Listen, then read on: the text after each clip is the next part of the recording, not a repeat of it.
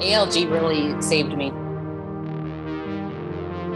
I put all of my success on joining this group.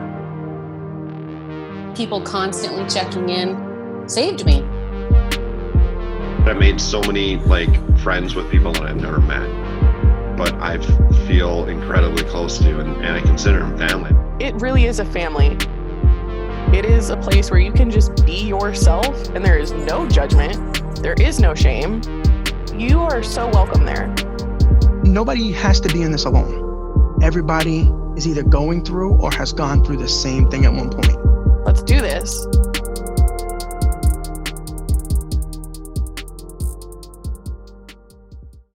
Welcome back to the ALG podcast. I hope that you all having a great day. If you're listening to this on the day of drop, then happy Friday to you. Really quick at the top of the show, if you could 5-star rate and review these podcasts, we truly do appreciate it. We're still running that giveaway for the 5-star rates and reviews, so we are looking at those, and someone will, well, actually 3 people will be getting the ALG journal, so 5-star rate and review. And now to the show. So I am John Arpino, otherwise known as J-Rob's Journey. I am joined alongside my partner in crime, Fit_D-Rock, David Roden. And today our special guest is, I don't know how to say it other than we got Gooch. Gooch is here. What's going on, guys? How you doing, fellas? How's everything? What's going on, brother? How's everything? It's good, man. Life is good. I'm alive. I gotta start off at the top of the hour because this is one of the fun things to me is obviously I know the thumbnail sketch of your story. We talked for a hot second before we hopped on here. If it is, I mean, obviously we have an explicit show, so you can say whatever you want. Oh, that's cool. And I was gonna email you that because you can fucking curse. You can say whatever you want. Nothing's off limits. You can do what you want to do, but I gotta know the story behind Gooch real quick. You gotta explain that to me. Where'd the story come? I've always been a big kid, so I don't know how old you guys are. So I'm in my mid-30s. Okay. Back in the day, there was a show called Different Strokes. Yeah. It was with Arnold, his brother, and his old guy adopted them, whatever. So there was a bully in the school who kept running in his pockets all the time. And her, which I will preface that, it's a her name was Gooch. And that just kind of stuck with me being a big, just chunky, rambunctious, tough. I like it. Tough motherfucker. Okay. I like it. Literally since I was 7 months, barely, I would say 4 or 5 months old, everyone just called me Gooch. And everybody I know calls me that. Only, like I said, only a few people call me Leon. My wife calls me Leon, her family, but everyone, even my grandmother calls me Gooch. Awesome. No, I like it. I fuck with it. So, like I said before we hit the record on this bad boy, you have come highly recommended by Anthony DiDomenico. That's my And guy. like I said before we got on here, I don't know if that's a good or bad thing, but we're gonna find out. We're definitely gonna find out. Of course, my light goes off as soon as we start the podcast, but that's fine. We're rolling with the punches here. So yeah, let's just take it from the top. So tell me a little bit about yourself, and then we'll just kind of bring it back, and we'll go from there. I know that you have an incredible weight loss journey, so why don't we talk about that really quick? How much are you down in total to date? In total to date, I'm down probably around 130, 135. I mean, I'll be real with you. I don't, and even on my my Instagram, my socials, whatever, I don't really share a lot of numbers because I don't think numbers are important. I mean, they are in the sense of metrics because what's what you track is what you can manage, but I'm not too hung up on numbers, but I know where I started. So at one point, my weight started with a 5. Right. You got the 5 bills. Okay. And it was closer to 6 than it was back down to the 5. So, I put in a lot of work, a lot of effort. I mean, basically, I didn't even know that I weighed that much. And I think that's common for most people who get that big, because if you don't have that big industrial types 500, 600-pound scale, you don't know. I mean, just a quick story for my job where I've been at for the longest now. We do a wellness checkup every year, and you have to do that to get a discount on your insurance. Right. So you don't have to do it. You can just skip it and just pay full price for insurance. Yeah. But if you do it, you get a huge discount. Whereas a family man, you need that too. So I used to go into the office, strip whatever they got to do.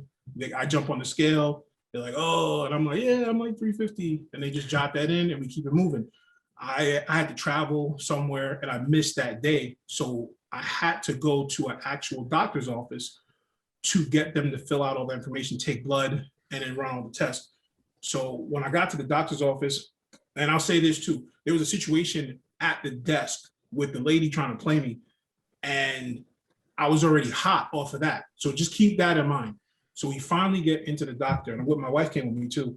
So we finally get in there to take my blood pressure. The first thing they check my blood pressure. Now I was hot already because of what happened. So my blood pressure was off the charts. I'm talking like 200 something, over like 130, like crazy. Because they were talking about how they're like, we can't even let you leave. We got to take you across the street to the hospital. I'm like, no, I'm good. This lady did this, and that's why I'm hot. Let me cool down. So they're like, all right, let's get your height and weight. So they put me on a little slider scale, the old school one. Yeah. It hits it dings over. I'm like, I'm like 350. And they're like, oh no, come out here. So they bring me onto like this big scale with like the handlebars. Yeah.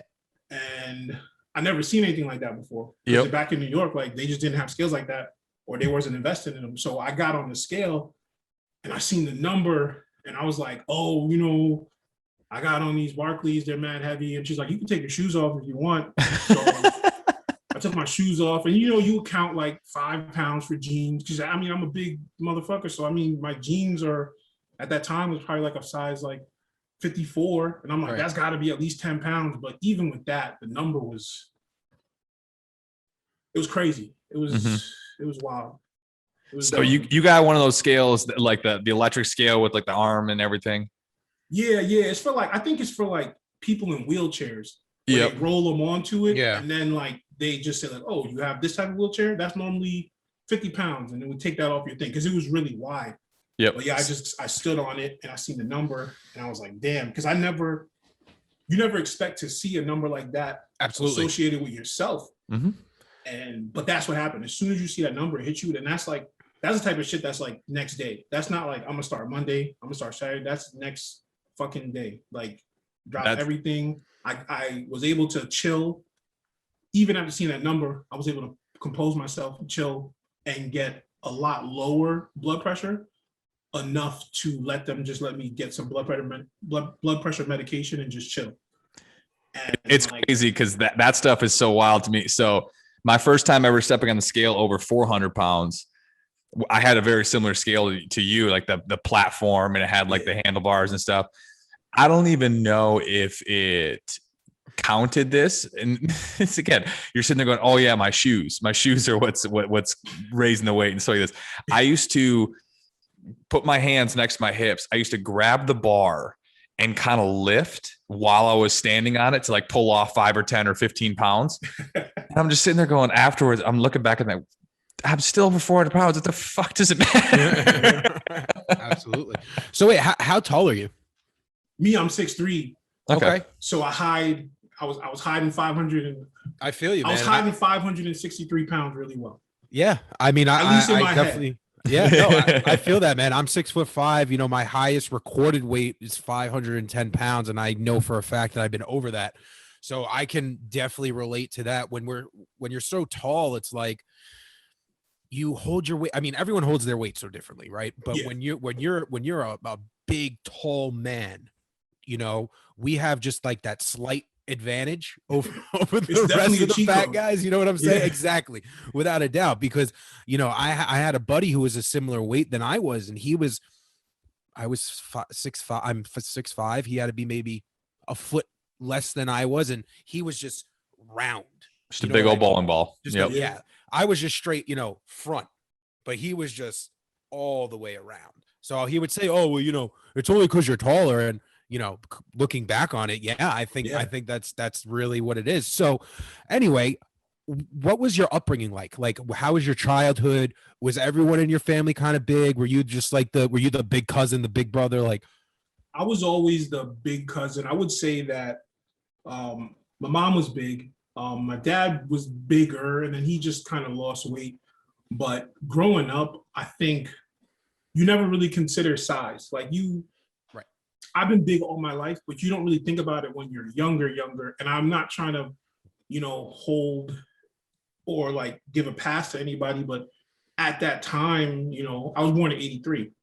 So at that time, not that health is not important, but it wasn't something that people fixated on. It was just like, No. oh, we're gonna go have Roy Rogers chicken for dinner. If you even know what Roy Rogers is, Yes, that's kind of dates me.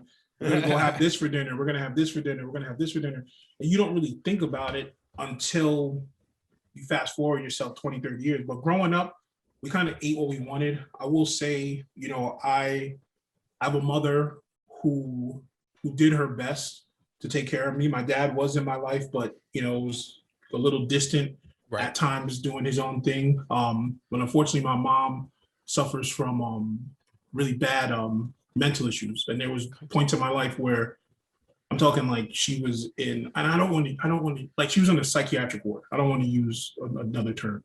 She was in a psychiatric ward for a lot of times growing up. So a lot of times it was just me, my brother, and my dad, and he's off doing whatever and working too. Like, don't get me wrong, he worked really hard, but he's off doing whatever, and we're just kind of fending for ourselves. And I mean, I was talking to my wife about it the other day because I was just sitting down. And I was like, "You ever had a spaghetti sandwich?" And she said, "What the fuck is that?"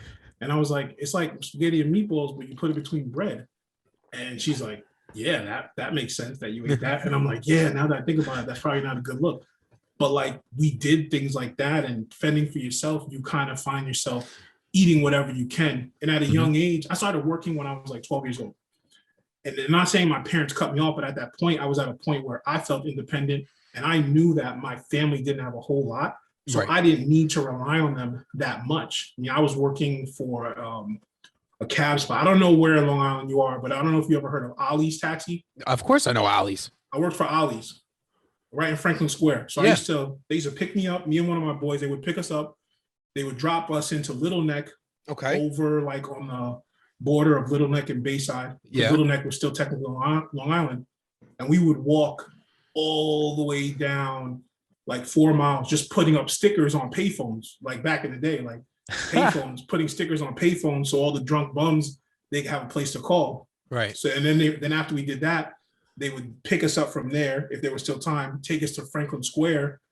I don't know if it's still there anymore, but it's all the way where Franklin Square and Hempstead meet by the White Castle, like National Wholesale Liquidators. Yes. Drop us there, walk all the way down to Franklin Avenue. God damn. And then walk all the way down to Franklin Hospital. Yeah. Because that covered their zone. Uh-huh. And just putting stickers. And we got like $6-7 an hour. And we would make sure it took us like 13-14 hours. So we would have a decent check. So when you're 12 years old and you're not worrying about bills, but you're getting like $90 a week, then it's like, I can buy whatever clothing I want, but I can also buy whatever food I want. So I can go to the bodega, I can get a beef patty, cocoa bread and cheese and pepperoni, and a quarter water. And this is back when, everything was a quarter. Right. So you could get a bag of chips for a quarter. You could get a Little Debbie's for a quarter, or 2 Little Debbie's for a quarter. So I would walk out with $5 worth of food, which now is not a lot of money, but back then, $5 was like 25. Oh man! Listen, let me tell you something right now. Back in the day, you walk in a bodega over here with $5, you're a rich man. You are coming out with some goodies. Yeah, no, without a doubt. But yeah, I mean, so you're working hard, you're making money, and it's all going towards food and clothes. Which I don't blame you. I would have been this. I was the same way as a kid. I don't have to pay. You don't have to pay rent. It wasn't until like maybe 14 that I decided to get myself a cell phone. But by then I had a better job. Right. I was working at catering. Are you the oldest or are you the youngest? Yeah, I'm the oldest boy. Okay. So you were taking care of your brother also then? Well, no, I just took care of me. I kind of took care of him in the sense that I didn't hit my parents up for as much more money. Gotcha. So they were able to take care of him. And then, when I was 14, I had a little sister. 14 years, my brother's 2 years younger. So 12 years later, we had a little sister, and that's kind of when like the issues in my parents' relationship started to like meld, and they kind of like, we lived together, but they were like mentally they were separated. Gotcha. So at that point I was working and doing my own thing and, not being selfish, but focusing on me. And, my parents were young. My parents had me when they were like 17, 18 years old. Gotcha. So a lot of the stuff that I wanted to do growing up and that I'm doing now are all the things that I didn't get to see and the things that they didn't get to do. Like my parents didn't graduate college. I graduated college. My parents' whole life never owned a home. I own a home.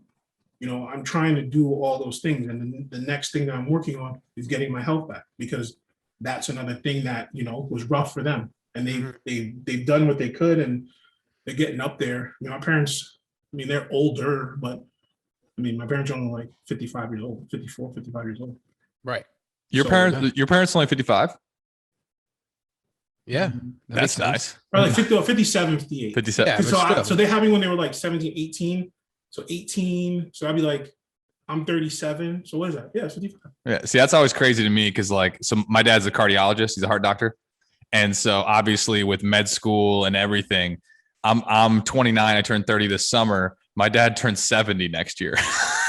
That was always the crazy thing because like to me, it was normal for my parents to be that young. So when I'm hanging out with my friends and I'm like 18 years old and like, oh, Gooch, you want to come over for cake? It's my dad's, 55th birthday. I was like, damn, your dad was old as shit. Because when I'm 18, my dad's 36. Yeah. He's a young ass man.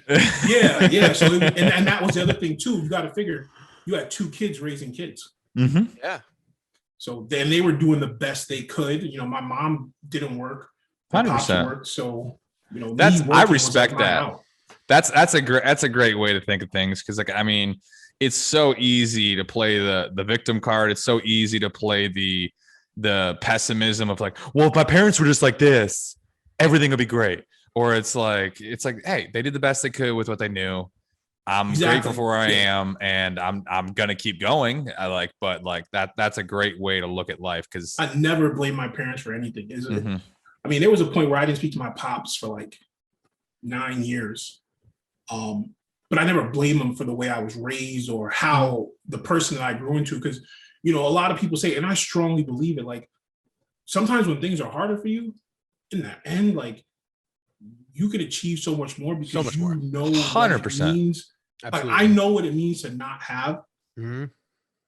So I really cherish what I do have because I know what it's like being at like the bottom. So that's why I work so hard to fight for the middle and hopefully break through that window and get a little higher. But I know I appreciate everything I have, and I'm grateful for everything that I'm able to achieve. I think it's the same way with health too. Like as you've lost 130 or so pounds now, obviously doing the way you're going about it, just like building healthier habits, you're going to get there eventually using the scale as a metric, but not holding it to a higher degree. I think it's one of those things where now, as you kind of keep progressing, I'm this way, at least I'm grateful for I went to that point because now it's like when I'm in my 50s, 60s and 70s, I'm going to be elite health because I know what it's like to not, and I'm not going to allow myself to get there where people who've always been fit and healthy, they hit 60, 65 and they get unhealthy. And it's so much harder for them because they've never built that health grit of like being disciplined in nutrition, being disciplined the gym, being disciplined in these places. They've been able to kind of wishy-washy way their way through. It's like, I mean, they peaked in high school, they peaked in high school and now we're peaking now. Exactly. And so I'm always grateful for that kind of that health wake-up call because I'm not going to have the issue when I'm 70. So let me ask you, brother, 14, 15-year-old Gooch, right? Does he know he's the big dude? Like, are you cognizant to that? I mean, I probably had one other person that was around my size, my boy that I work with at Ollie's. I think he's like an inch or two taller than me. And like he managed to kind of keep his weight a little more, stationary. But I was playing football. So, Long Island, football, or any sport, any school, probably you got to get that little physical in the summertime before you can, get on the field. So we would go take the bus to the physical. And at that time, I was still managing to get on scale. So when I was in high school, I'm talking like 10th grade, 11th grade, I was probably like 275.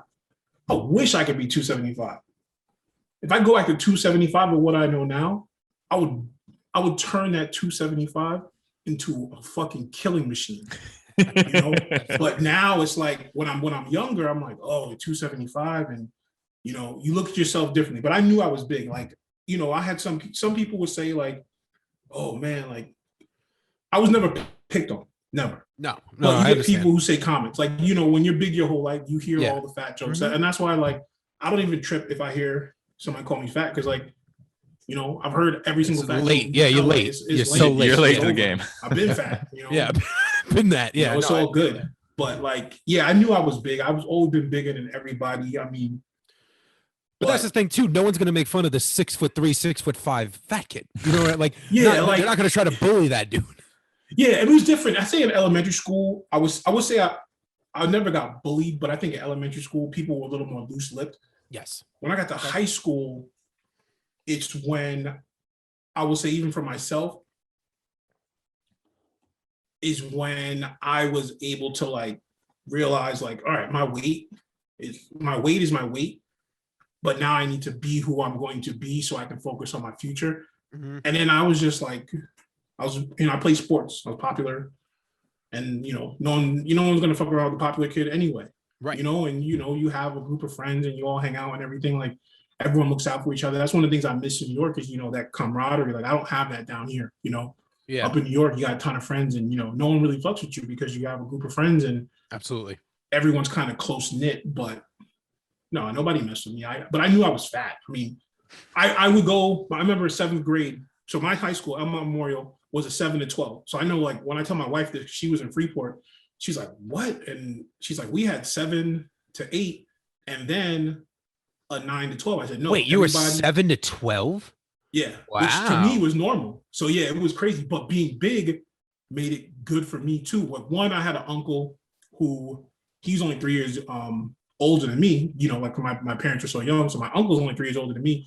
And he was in the same school as me for another year. And then he went into one of those bridge programs, went to another school. Mm-hmm. So my first year, I didn't have a problem because like he knew a lot of people.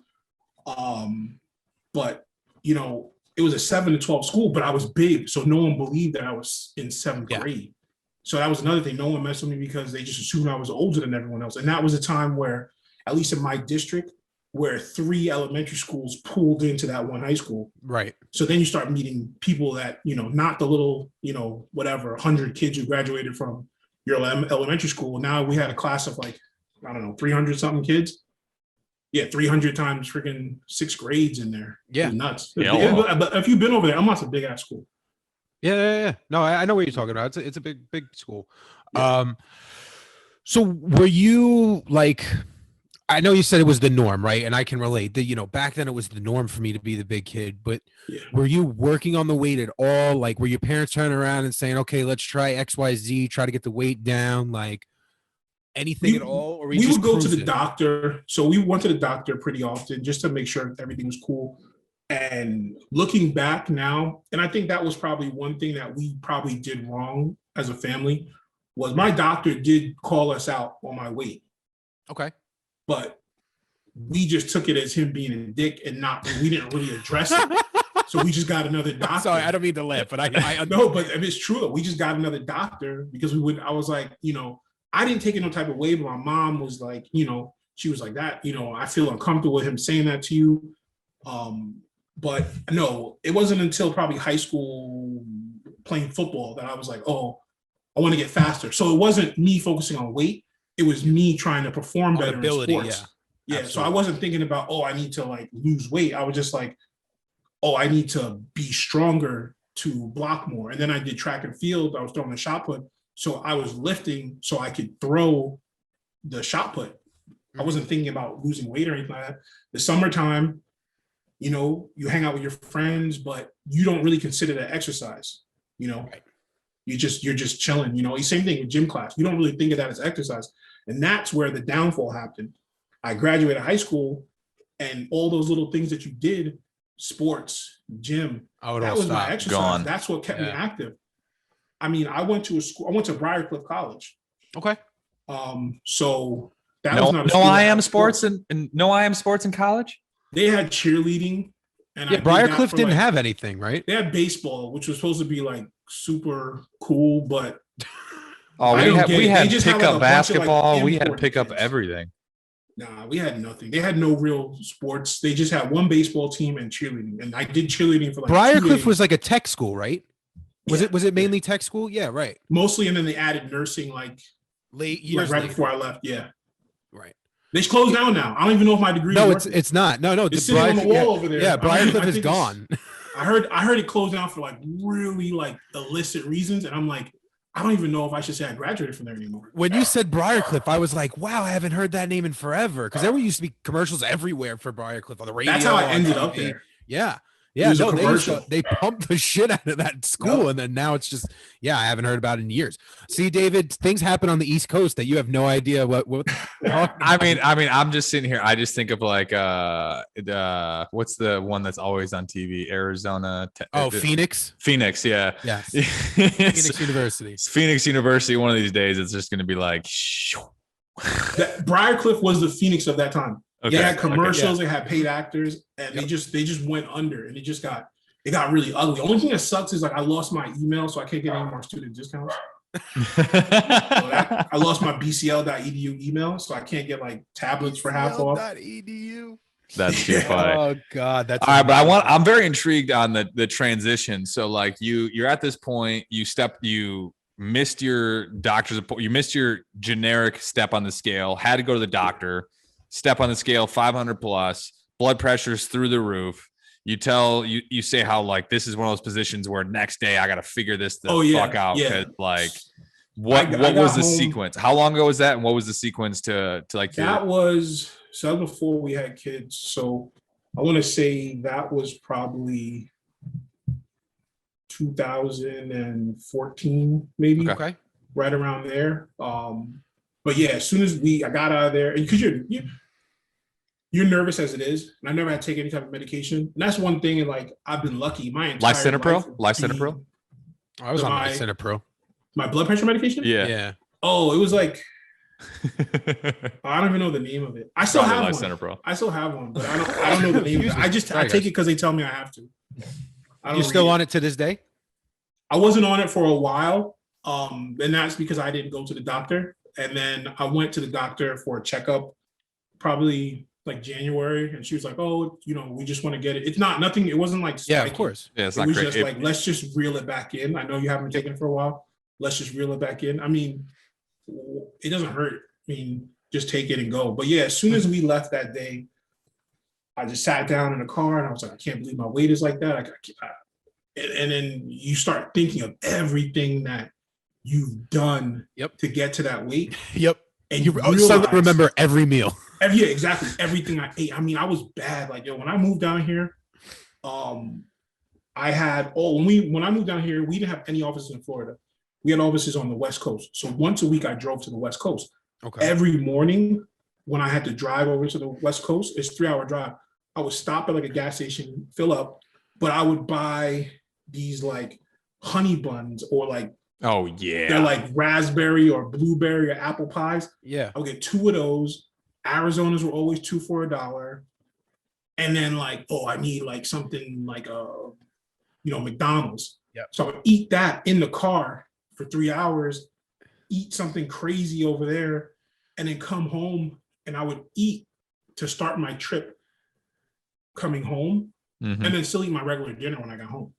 That's all I thought about was just like how many pounds I put on just by eating like that. But yeah, the day we found out everything happened, I literally came home. I went on the internet. I went to a torrent site. I downloaded T25. Yes. I started it the very next day.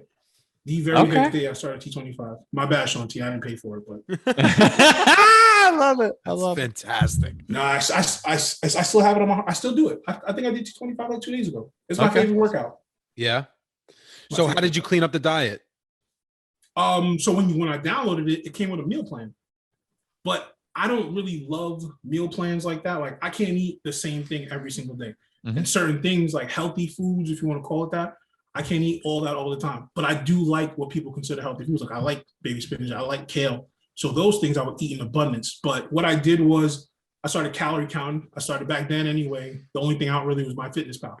So I was doing my Fitness Pal and I dropped myself to like 2,000 calories. And I know scientifically that's probably wrong for my weight at the time. No, that's fine. And to me, that's all that mattered because they were like, "Oh, your calories are supposed to be this much divided by this." I said, "Nope, it's bullshit." Yeah, you did it right. Dropped it down to 2,000 calories. I stick to 2,000 calories a day. I mean, don't get me wrong. Some days you eat more. It's the end of the world. I woke up and I didn't die from eating 2,020 calories. Right. So I did that, and it just started coming up. I was working out, but I was working out 25 minutes a day, twice on Fridays, doing like crazy yoga stretches. Then eventually, when I got my weight lower, I was able to buy a bike because I bought a bike. I couldn't even find like a regular bike. I had to buy a bike from the store, Destination XL. Oh yeah. It could be Casual Mail. Yep. So you go to their website, you could buy They bikes. sell bikes at Yeah, Casual dude. They Mail? sell Listen, industrial bikes. Casual Mail before the What? XL brand change, you used to walk in, they would have like a little reclining chair for fat guys. They would have like a bicycle. They would have a cooler. I guess I just don't remember that. for 500 pounds. You know, and like up. the little chairs, the beach chairs that people bring to the beach. Oh, yeah, I had one of They those. had like the fat guy ones. It's like No, I had limited one of those. Yeah. for fat dudes. Yeah, and it was like $250. That's the thing. Like you go Yeah. into Costco and you get one for your kid. It's like $20. You're like, okay, this one is the one I need, but I can't spend $250, so I'm just gonna sit in the sand. Oh, that even John, this even pissed me off. I know you're gonna laugh immediately when you say this. Okay. No, you go in there and you go to DXL and you get like just a classic T-shirt that had like the baby on it. They always like little comedy, little pictures and all this kind of shit. Oh, the graphic tees. The from graphic tees, DXL? because that's just what I wore. I grew up on Big Dogs. Yep. And literally, Me too, bud. but you sit there and it's like this graphic tee is like $45, and it's like, what the fuck? Why is it? I'll tell you something right now. When I left DXL, probably the last time I shopped at a DXL was 2000 and let's say late 2017, early 2018. Their graphic tees, and I'm not kidding, were like $70 a pop. And I'm talking like the screen print fucking Hangover tees that no one's seen Hangover in 10 years. Yeah. You know, the same shirts you get at like JCPenney, they mark them up like 300% because they're able to give it to you in 4, 5, 6, 7, 10 XL. Yeah. I always wonder, you you're think it's trapped in a fishbowl profiteering, there. or you think that's just what it costs because it's just such a big it's shirt. profiteering. It's definitely they're profiting. Is it more material for a 5XL versus a 2XL? Absolutely. Yeah, but it's not, JCPenney $12.99 No. and Destination XL, $49.99 for a freaking Deadpool DXL knows that they have you by the balls. Where else are you going to go? Where else are you going? It's a fucking racket. Back. Yeah. I fought back. I started making my own clothing. Did you really? Yeah. Wait, can I hear about this really quick? Like I want to know. I got tired of wearing clothing that I didn't like. I'm not into like Budweiser, Corona, me neither, bro. Michelob Ultra t-shirts. I don't need any dad pun t-shirts. And I don't wear a lot of button-down t-shirts. Like me, I wear a lot of graphic tees, all black. And then what happened was I just was like, you know what? I want to still dress on trend, but I can't just go into a regular store and get what I want. So I took a sewing class. I learned how to sew. No shit. I went, got a vinyl cutter, got a big heat press, and just started buying blank t-shirts and started putting whatever I wanted on the shirt. Dude, that's sick. And I had it all in-house. So if I heard something dope or I thought of something that was like, oh, that would look dope on a t-shirt. And not, it helps that I do like a little bit of graphic design. So I sit here, I design it, I cut it out and press it. And if I had an idea, I could walk out the house in 20 minutes. Dude, that's so I sick. started making my own shirts, started sewing things. And because that's another thing, like you just said, on trend, like I was the type that I wanted to be trendy. I wanted to wear good clothes. I wanted to wear nice clothes. And that was impossible in DXL. Yes, later on, they definitely, like, I don't know about, because you're from over here. So you remember the DXL in Carl Place? You know what I'm talking about? Okay. Yeah. So that DXL got very upscale before I left it. Like I'm talking, they had Polo Ralph Lauren. Yeah. We had one like that down here.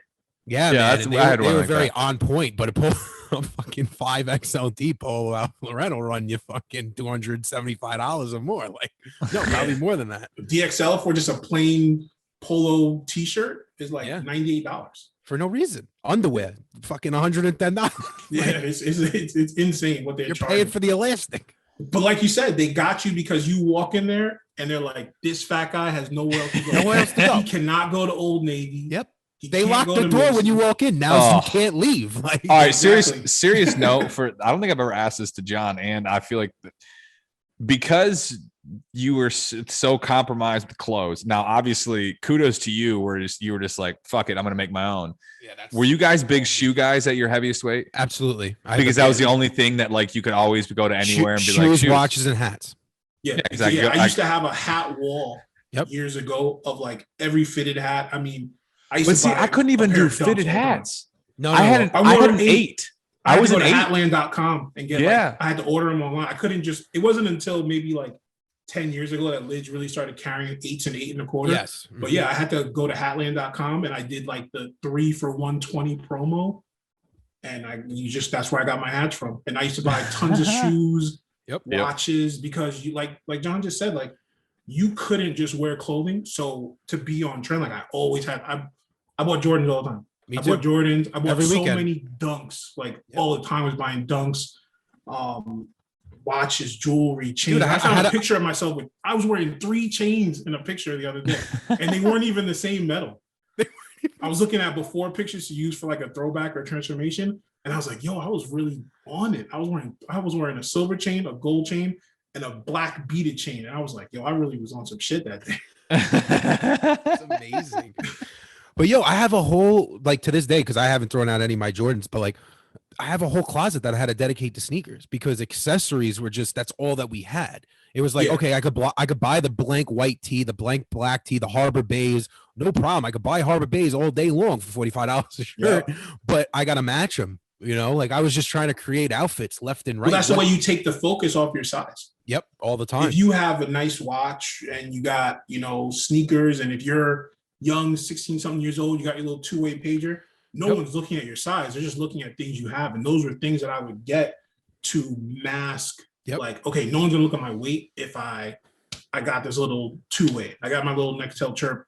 I always got clean shoes. And then even like sometimes I would buy t-shirts that I know couldn't fit. And it's funny. It's not funny. It's kind of sad, but it's funny now looking back. I used to get shirts in like a 2XL and I needed at that time at least a 3. And I would take like all my comforters and stuff them into the shirt and just let it sit overnight and sleep on my bed with no covers and no comforters, so that the next morning when I pulled out the comforters, the shirt would be naturally just bigger and not have like the droop or the hang from pulling it. It would just naturally be stretched out because I did that. That was wild. But I would do the knee thing. Yes, I did the knee thing all the time. Bro, on the edge of my bed every morning. Every morning, you push it over your knees. You kind of spread your shirt for your belly. And I don't know if you remember this. But God! Do you remember when, like, maybe this happened to you? I don't know. But like, there was a phase where all my friends got into designer belts, all at once, and everyone would be like, "Yo, John, you're gonna cop a Gucci belt? You're gonna do?" No, I'm not gonna cop a Gucci belt. I'm fucking huge. What am I doing? I'm gonna outline my belly for you, like. And I wasn't caught up in there.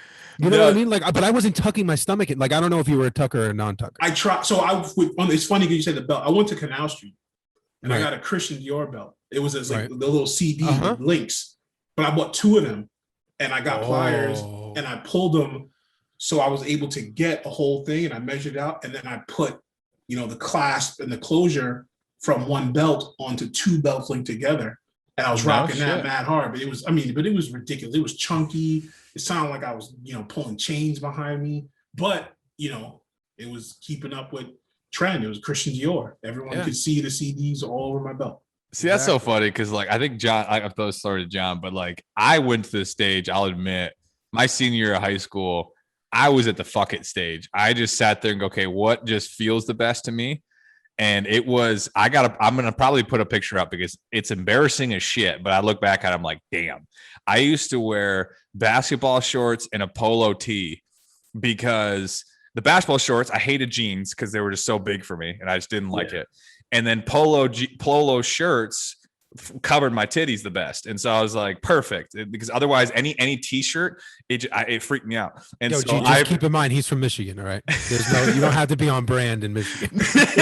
Yeah. There's no brand in Michigan. That is definitely true. And, but yeah, I look back at it. I'm like, wow, you're a savage. Basketball shorts and a polo t-shirt. That's balls. Great. I That's could balls. never do that. We touch on a good point. Being young and having titties, I call them chesticles. Chesticles, yes. That is probably one of the most embarrassing things is 100%.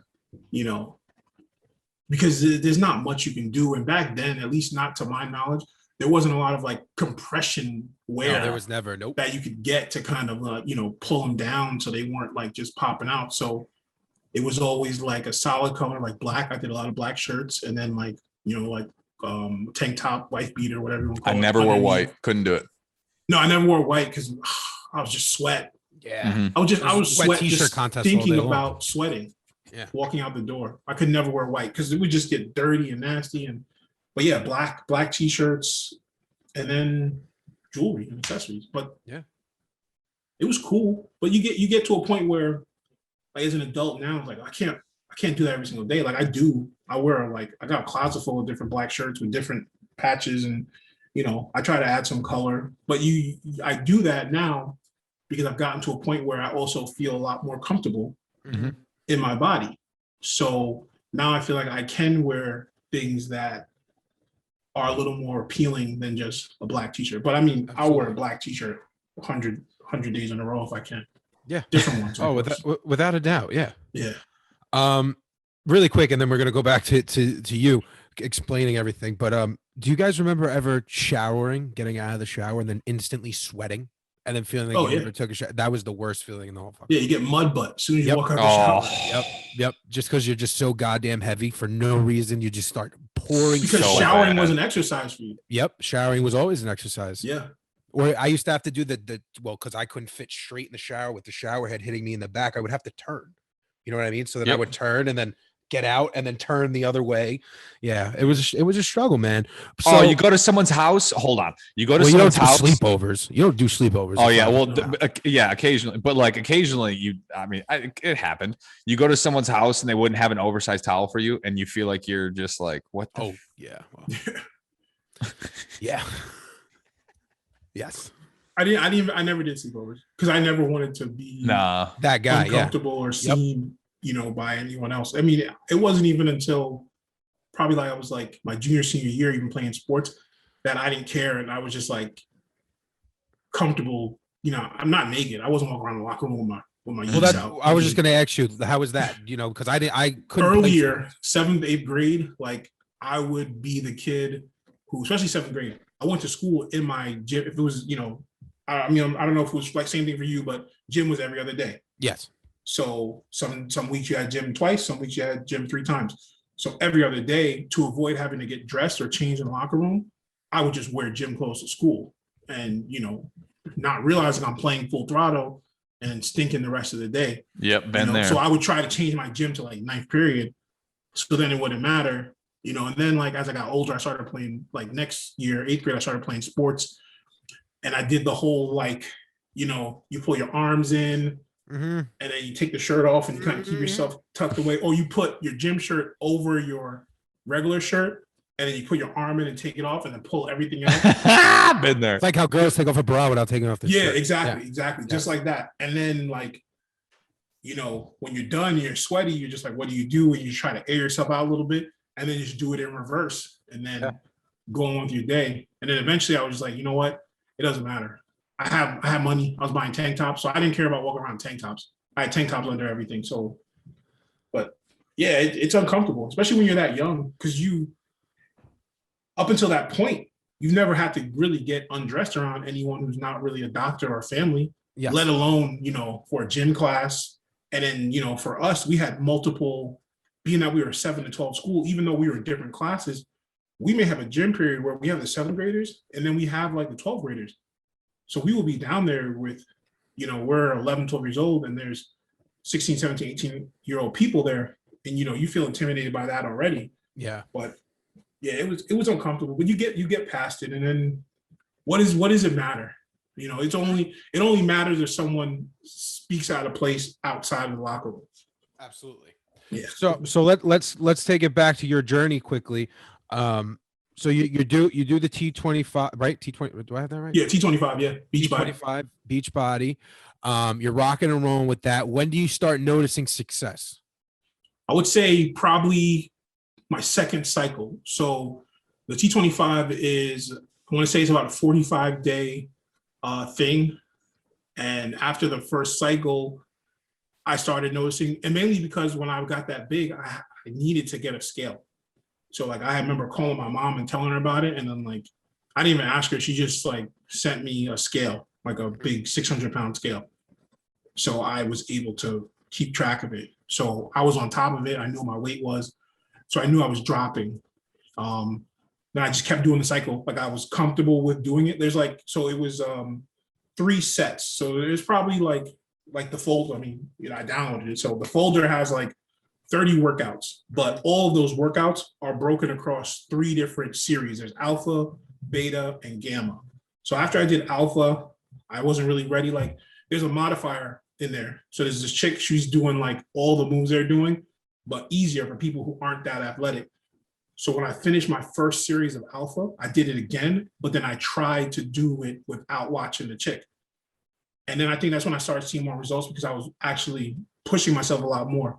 Like they do a lot of like burpees, but then it's like her, instead of doing a burpee, she's just like standing in place doing like a high knee. But I couldn't do a burpee. Like I was just no way. If I go down for a burpee, like my ass is not getting back up. Right. Not as fast as they are. So then I feel like the workout is ruined. Mm-hmm. But I did that. And then when the weight started coming down, you start feeling good about yourself. And when you start seeing the results, like it's hard because I'm still very big. So when I look back at older pictures, like I can see it, but then I can't see it. Mm-hmm. But I feel like when I get down to like my weight starting like a 2, I think I'll probably see it more. Mm-hmm. But I can definitely see it. Like I look at pictures like all the time, but that's why I don't post a lot of throwback or, Transformation Tuesday, because me personally, I don't see it as much as other people do. Oh, I do what I do for myself, most of and you're still really knee deep in the journey, like you've lost a ton of weight. Like you've lost numbers people on this journey wish that they've lost, but you yourself, you feel that you're still, in the nitty gritty of this and you still have a lot more to go. Yeah, I probably want to drop, like, honestly, like I'll never be small. And honestly, I would never want to be like small. I would never don't have to be. I would never want to be under 200 pounds. Like I know it's not an ideal weight, but my goal that I have set, if I get down to 297, it's over. If I get to 297, I'm gonna be a completely different person. Mm-hmm. Like just making goals that I have in my head now, when I get to a certain number, I know as soon as I see that number on the scale, I know it's gonna force me to push even harder than I already am. Not that I'm not working hard. I mean, I'm working out like every single day for the last, 60-something days, going crazy every day. But my goal is right around 297. When I get if I get under 300, if I see a 2 on the scale, I'm going crazy. I'm getting chicken. Felt so good the first being under 2. Store there. Yay. So really quick, before we wind down this podcast, because there's still so much to talk about. What is your day-to-day activity like now? I know you said you've been working out the last 60 days. So right now, Anthony has set up this thing 75 on. Yes, we had a whole episode on that. Back a couple months ago. And I know he had got hurt, so he had to stop doing it. But when I saw it, it just so happened that my wife was starting 75 hard the same exact day. And I was like, all right, I'm just going to do it. So I hit him up. Awesome. I was like, yo, I'm going to do it too. So I've been doing that. So basically every day I try to get in a good like 45 minutes of working out. Probably about 3 weeks ago, I got a spin bike, not a Peloton. I got an Echelon, but my wife has a Peloton. Nice. So I got access to the app and I have my bike right here in my office. So I could be on a conference call and bang out a 20-minute ride. That's awesome. I've been doing this boxing thing. This app called Punch Lab is basically audio driven, visual too now with the phone, boxing classes. And they send you this strap to wrap around your punching bag, and you calibrate your phone to the bag. And basically it measures how many punches you're taking, how much power you're putting out. So I'll do like a 20-25 minute on that, do another 20-25 minutes on the bike. I'll go out and jog a little bit. I still got my Fat Boy bike, so I'll ride a couple miles on that. Like there's sometimes where I get on my bike outside and I'll just do like 20 miles. Mm-hmm. I'll just go riding because I just love riding my bike and, getting out in the cool weather because I like to ride at night too. But, that's what I do as far as working out. And I still do my T25 here and there. So I try to change it up. Biking, I love biking on the spin bike, but I give people a lot of credit. When I first saw Peloton, I was like, oh, that's whack. People aren't really working out on that. Now that I do it, I know like, oh, your fucking quads, like, you can really feel it in your thighs after like really punching it on those workouts. So I've been doing that. but I'm enjoying it. I'm having fun with what I'm doing. I feel like I am at a point in my life that I've never really been at especially in my whole life, not just my adult life, my whole life. Because growing up, I didn't care about working out. I would go to the track. I would go up to the school because I lived only like 5-minute walk from the school. I would go up to the school sometimes and just walk a mile, but it didn't mean anything because I did it like once every other month. There was no consistency because there was no plan. And that's the difference. I have a plan now. Like I know what I want to do. When I get up, I know I got to take my supplements, got to drink my greens. I got to work. And then in between there, work out. And I mean, we were out one day all the way down to Miami to the zoo. We got back at like 11 o'clock and I had to do my workout. I started my workout at 11:15. See, that's what I love. I love the way, again, this is always fun to me where it's every program that didn't work for me when I was in high school and early college work for me now. Why? Because I'm holding myself accountable to the actions. I'm consistent with it. I'm just doing it. Like T25 for every, like, it's crazy to think that there's probably 60% of people who have gotten T25 that go, oh, that doesn't work. That doesn't work. And it's like, yeah, it does. And then biking, no, I tried biking, doesn't work. And it's like, no, you just be consistent. Just commitment to what you're doing and find enjoyment in the process is one of the most important things you can do. Yeah. And that's the thing. I will say this, no program works if you don't work. And I think that's what people, they fail to realize. And I know like people are like, oh, what are you doing right now? And you're still doing WW. And like, I tell everybody like right now, the plan I'm doing me right now. That's what I'm doing. I'm focusing on myself because all these programs exist, but you know, you can't just latch on and sign up for a program and throw all this money at a program. If you're not going to do the fucking work, it doesn't matter how much money you spend. It don't matter how many points you eat, how many calories you eat, how many little Orange Theory jump shots you make when you're in class. If you are not doing the work, it doesn't matter. Truth. Like I see people doing these things and it's like, I just want everyone to succeed. I know that not everyone will, but just feeling that way, like wanting everyone to flourish and everyone to make it makes me a lot happier and more determined with my journey. But I see people doing things and it's like, why are you doing that? Like you were doing so well and you just switched up and now you're not doing it. And then they'll hit you in their story like, oh, I've been MIA for so long. Life's happening and I put on all this weight. And it's like, yes, you feel bad for someone, but it's like, you say that today, but for the last few weeks, you've been jackassing and not doing the work. Like you can't blame it on the program. Like, and that's the difference from being a child and doing stuff not working to being an adult is you have no one else to blame but yourself. When you're a child, you can always find someone to point blame at. When you're an adult, like you have no one, like that's it. Whatever you do, your actions, you are 100% accountable for. So if it don't work, you got to look at yourself and be like, why is it not working? So Gooch, usually we wind down this podcast with a couple of questions, but this time I don't want to do that. I don't want to do that because I feel like we have not even scratched the surface on your story and on your journey yet. So what I want to ask you is if you would be willing to come back for a part 2, because this story is not over and this podcast is not over yet. Oh, for sure. Yeah. Let me know. Just give me the details and I'm there. I'm talking quicker than last time. Oh yeah. Hit me up. I mean, like I said, I work. I don't got a lot of people down here. All right. I got my family. That's what's most important. And then I'm home. I'm home here. If I did my workout before I got on here. Like I was, matter of fact, it's funny you talk about sweating. Like I got out of the shower and I was like, yo, I'm still working out because I'm still sweating my ass off. And I'm sitting here with like this towel over here. I'm trying to get my lights ready. And I'm like, yo, I'm going to sweat through this fucking shirt. Well, my man, I have to say, this has been an awesome conversation and hours just blown by. Really? Yeah, it's crazy. Saturday. I don't usually do a peek behind the curtain, but Saturday I would really like to continue this conversation with you. Oh yeah, for sure. And we'll talk about it on the side. All right, bro? Yeah, definitely. Fellas, I appreciate you both. Thank you so much for having me. I'm looking forward to catching up this weekend. Absolutely then. So we'll finish this one. Guys, get ready for part 2 with my man Gooch. This is going to be the first ever second part, 2-parter podcast here on the ALG podcast. As always, please rate and 5-star review. Well, 5-star review and review. 5-star rate and review. I'm going to get that right one day. Podcast. You can visit Amazon.com for the ALG Journal. And now ALG Coaching is available. www.algcoaching.com. Guys, thank you for joining in today. Stay beautiful, stay sexy, stay accountable. David. Toodles. Cool.